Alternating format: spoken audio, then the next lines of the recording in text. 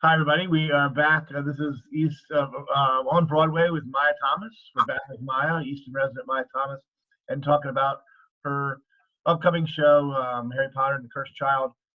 It's going to be maybe reopening. You just got that notice, Maya, Yeah, about when that might be reopening. When is that scheduled to maybe reopen? yeah. So originally we were supposed to be on, believe it or not, next week. April 13th was the week of go as of like 2 days ago.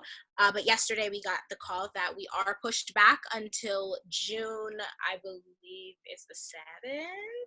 Uh-huh. 7th, yes. And I it's bittersweet again because we had to push it back, but I'm happy that we did because I know it's for all the right reasons.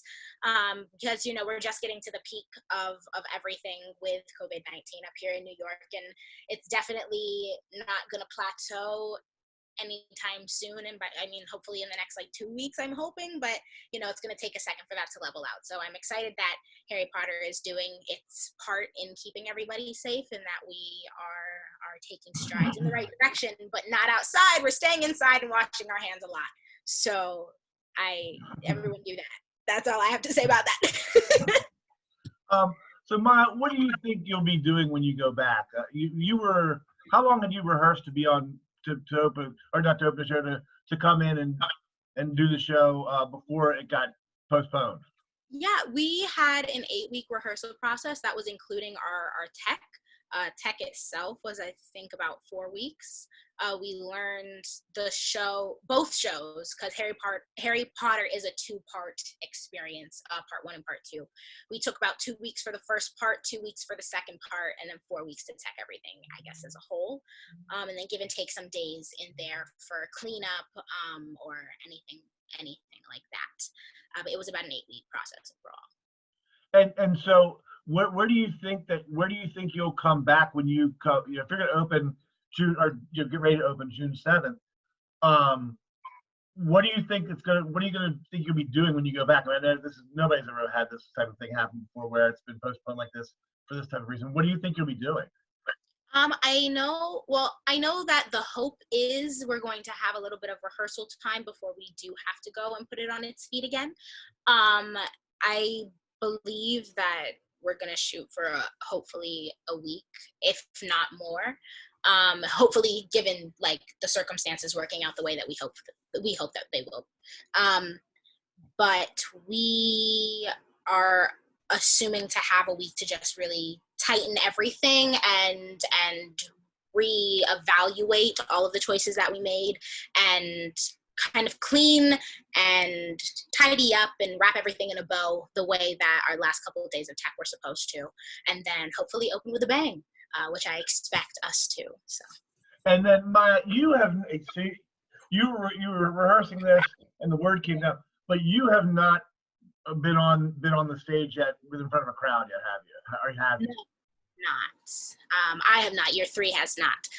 So it's weird, because at this point we all kind of thought we would have been. But again, for good reasons. But it's going to be that much exciting once it happens. So. And then, how close to your actually going being on stage did it close? Did the COVID-19 outbreak start? Then how close were you to getting ready to be on stage? It was the weekend before. It was, I believe, a Thursday or Friday that we got shut down because of COVID, and we were supposed to debut that following Wednesday. Okay. Yeah, we had just finished teching the show, and they were like, "Hi, can we have everybody on stage for a meeting?" And then we were like, "Oh, okay." Have you been in the lyric and like been around the show at all, or nothing? Not since. No, since that day we had, I think it was a week to get everything out of the theater, but then after that week, nobody is allowed there other than, I think, like cleaning. But did you get a chance to rehearse in there and that sort of thing? I mean, did you? Oh yeah, definitely. Our last couple weeks we were in the lyric, like all of the time, if not majority of the time. So we got to rehearse on the stage, and with all of the this and that we get to play with, and it was an awesome experience while it lasted, and I just can't wait to go and actually do it on the stage, and it's going to be incredible. I'm sure. Now, So I want to talk, Maya, about a couple of, obviously, we've been talking about how you got there, but there were, when you talk about making choices, you said a couple things in these interviews, like the things that I really like, you know, trust, precision, staying prepared, even just in this, making choices. How much of this, when you talk about making choices on stage, are you doing, and then the director's coming in and saying, hey, no, or why are you making that choice?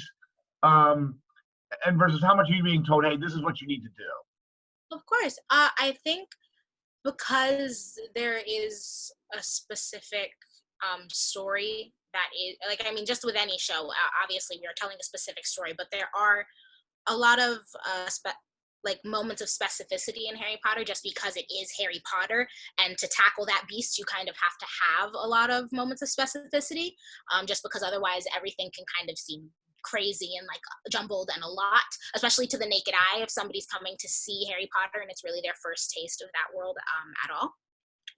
So in terms of choices that we're making, I think a lot of it is coming from us in a sense, just because the characters that we are bringing to life on stage are in some way going to be an extension of us. And so how we choose to bring those characters to life, how they move, how they sound, how they kind of navigate the world around them is very much up to us. However, I mean, there are moments in scenes where we're supposed to be doing a specific thing, and those specific things are made known by the director and by the script.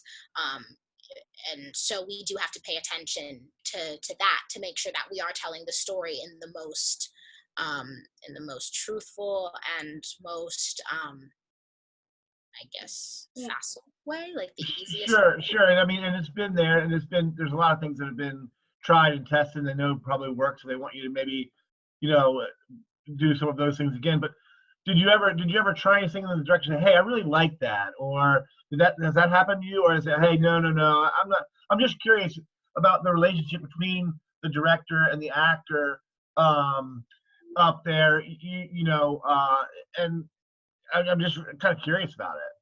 Yeah. I mean, it it definitely happens. There was one specific moment that was in the script, and every time this moment happened, somebody in the room would do this one thing. I can't say too many specifics, but somebody would do it. But it ended up happening so many times, like without people realizing that it was going on, that it just started to become a thing. And so then people would start doing it during shows. And then, and at first it wasn't any like crazy noticeable thing, but then it like started to become a thing. And so that at that point the director was like, okay, I think we're this choice, it was fun at first, but now we have to pull back a little bit.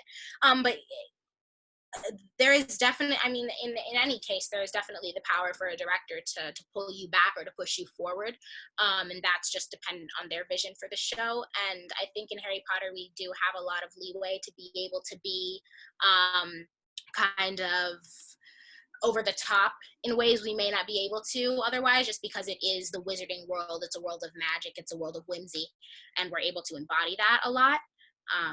But we do have to keep that in the realm of being truthful, because otherwise it just, like, you lose the story, you lose the power that's behind it. Right.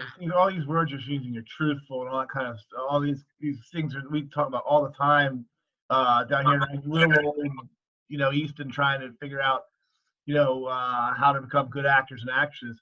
And then, this has to lead somewhere back to, say, NYU, I guess, a little bit, like things that you learned at school there.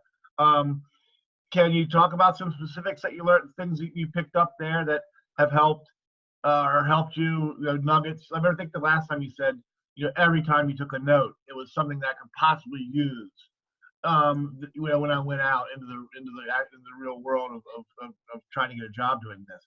Can you talk about some of those, for people? Let them know things that you found that were great. One of the things I think that has stuck with me is to let the text do the talking. That was a big thing, because I feel like a lot of the time, at least in my in my time at NYU, I always, at least when I started to play the emotion and to try to like, I guess, dance around what I thought that would feel like instead of actually allowing myself to be vulnerable off the bat and just to dive head first and into that emotion and to actually manifest it. But in doing that, I would kind of overlook that which was in front of me, which was the actual script, and not in a way that like I wasn't saying the words on the page and I was like making up my own thing as I went along, but in a way that kind of felt like I didn't trust the script, or like I didn't trust the writer or something. And it's not that I didn't, like obviously the people who are writing these things know so much more than I do at this point, because I'm 21 years old and I know diddly squat, and that's why I'm in this world and that's why I'm learning everything as I go along. But I think once I kind of allowed myself to let that go and to just trust that what is written is going to convey what I need to convey, how I need to convey it, and to just allow myself to be human in that moment and dive into these moments as a human rather than an actor. Because I feel like when I put the title of actor on it, it just, everything seems so out of reach because everything seems so heightened. But when you it boils down to it, everybody and every character that you play is a human in some capacity. I mean, unless they're like an animal, but like unless they're a human. So I think that that's really important, to trust in the text, to trust in the script, to trust in the humanity of the characters that you're playing, and in your own humanity, to trust in yourself that you're gonna do justice to whatever you set your mind to, whatever part. Right. I lost you there for a second. There you go. There. We phrase down here we use, or I use a thing called an ounce of behavior is worth a pound of words. Does that ever come up in anything that you not that it had to, but you know? I mean, not in those exact words, but I definitely think that that's something that is instilled in us in a different way. Like, yeah, definitely. It's an ounce of behavior is worth 1,000 words, is what you said. A pound of words. Pound of words. Yeah, I think that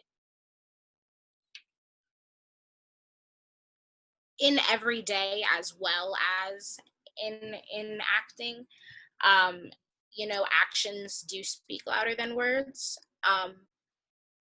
And it's difficult when a play, the first thing that you get of a play is the words, and then you're the one who has to manifest the action. But I think it kind of lends itself to trusting the text, because like I said, that will come out of saying the words and really delving into your moment and trusting in your moment, and trusting yourself to do the work, Right. to carry out that moment. Yeah, kind of. That, I didn't know if it kind of fell into the same sort of like. What do you do about nerves, Maya? And did you learn anything in school about handling, being up there in front? I mean, obviously, if you're going to be an actor, you're going to be in front of people. People are watching you all the time. Yeah. Did you anything about that? Did you find out? I mean, and it's probably. Yeah. I think that for me at least, if I'm not nervous, I feel like I don't care. And I feel like that's something to be said just kind of overall. Like, if you're nervous about something, that means that you care about it. You care about the product that you are presenting. You care about you care about the way it's going to make you feel. And so I think that nerves are something to embrace, because they're human. We going onto a stage and singing or dancing or acting, or all three all at once in front of people who are inherently going to judge you, because you are putting your heart on your sleeve to do this fabulous thing for them. It's a nerve-wracking thing, and you can't really run away from it, especially if this is something that you love. You have to kind of dive in head first and hope to float. And, you know, for a second you might feel like you're sinking because eyes are going to be on you and you're going to feel nervous and it's going to be scary. And if you're not used to feeling nervous, then you have to find ways to navigate it. But once you do, and once you accept the fact that nerves can be a good thing, can utilize nerves to fuel yourself and to fuel your performance, then I think that nerves are nothing to shy away from. And I think that it can be something beautiful can come from nerves if given the right circumstances. That's great. That's great. Anything else at NYU besides you know, the text message that you picked that was extremely helpful for you going out? I mean, like I said, I learned so much at NYU, and it's kind of hard to quantify it all and to say it all in words, especially since I haven't been there in a year. But I think that a lot of the stuff that I took away that I was taught, it's hard to say that I was taught it as an acting lesson because a lot of it feels more like life lessons, and it feels more like things that you kind of carry through. Like we did a lot of exercises our first year about opening up and being vulnerable and not being afraid to. Do you have one you remember that might be effective? Do you have anything you remember? I mean, if you don't, it's okay. It doesn't matter. We don't, you know. No, I think just like I said, like our first year, we worked a lot on being vulnerable and allowing ourselves to break our walls down in front of people who we didn't really know. Because our first semester, our freshman year, was all about getting to know our classmates and getting to know the people that we were going to be with for the next at least year and a half for primary training.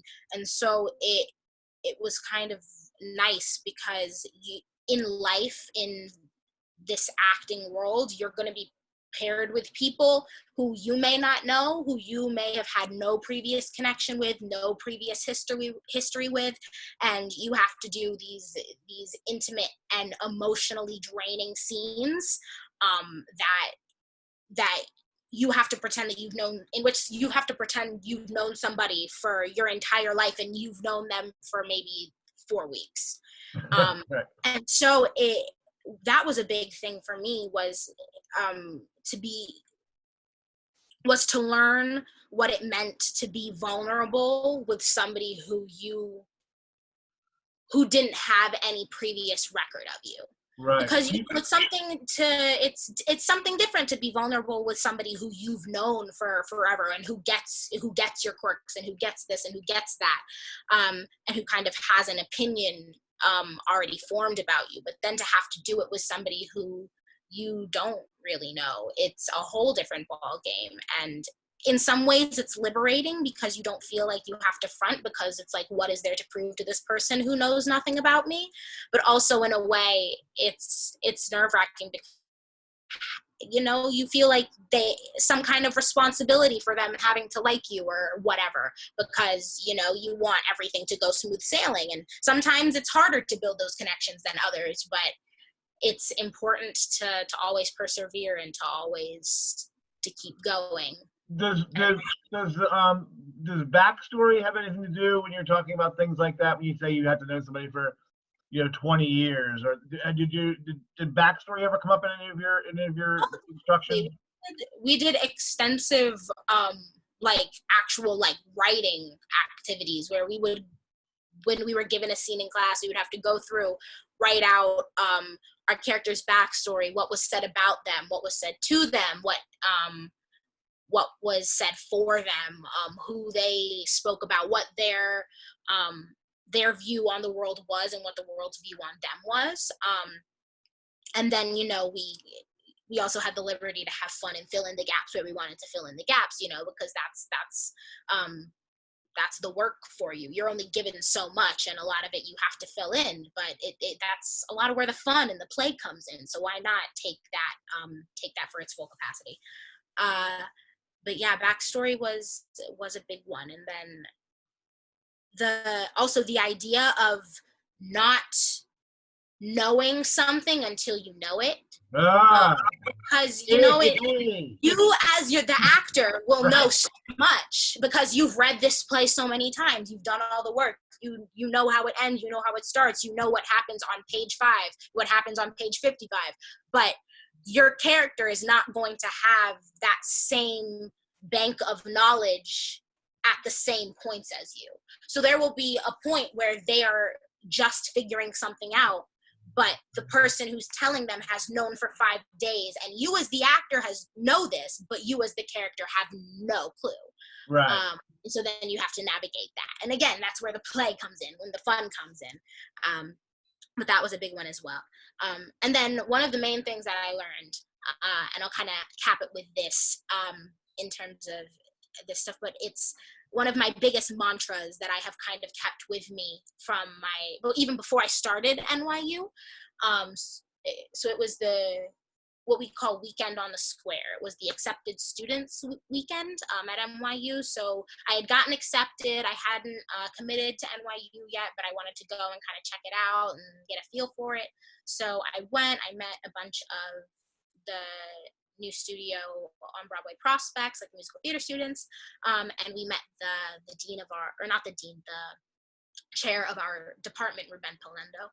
And he said something, he had this long speech that he did with us after this exercise, which was about like hugging, and it was hugging in different ways. It was like choose 5 ways to embrace each other, and then he would go through them like faster and faster, and you would have to keep doing it, and everybody started breaking down laughing, and he was like, okay, let's do it again, but nobody laughed, and then we're doing it, and it's even harder to laugh because you know you're not supposed to, and then he stops it, and he has this long and drawn out speech, but the very ending thing that he kind of wraps it all up in is the idea that no matter what you're doing, where you are in life, no matter how hard it gets, no matter how easy it might seem, to stay in the attempt. And that is like what my mantra has been. And it's meant so much just in the idea that, you know, like life is never going to be this seamless line, and there's never not going to be bumps in the road, and this carries into plays and into musical theater and into the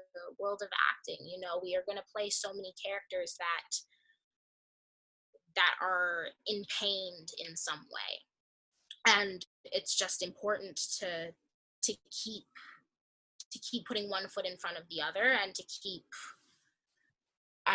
treading on in this thing that we call life, no matter what obstacles were thrown our way. And that was one of the biggest things that I learned, and one of the biggest things that I feel like I have instilled in my life in some way. That's great, Maya. That's great. Stick with the attempt, yes. And then just current events wise, do you think like there's anything that you're going through now that is going to eventually bring back up at some point in your theater career in terms of fear and unknowing and anything like that with what's going on right now? Yeah, I mean, the whole status of the world right now and the equilibrium just feels very off in terms of a lot of things, simply because of, you know, COVID, this virus overtaking everything, quarantine, et cetera. And so it leaves a lot of strings kind of untied, just in terms of not knowing how this is going to play out.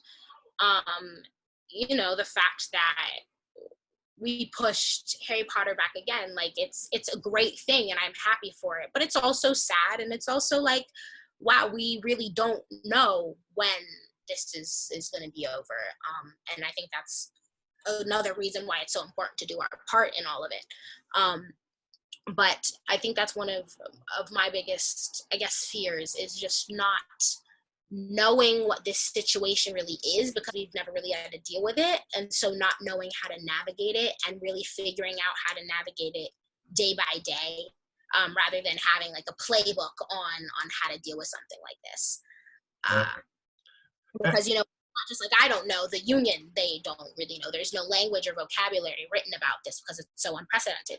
So it's scary, but in a way it's kind of I guess, freeing not knowing, because it just gives me a chance to really focus on me and make sure that I am 100% when I go back in, and you know, I have all of my material with me, so it's not like I can't do work while I'm not at the theater.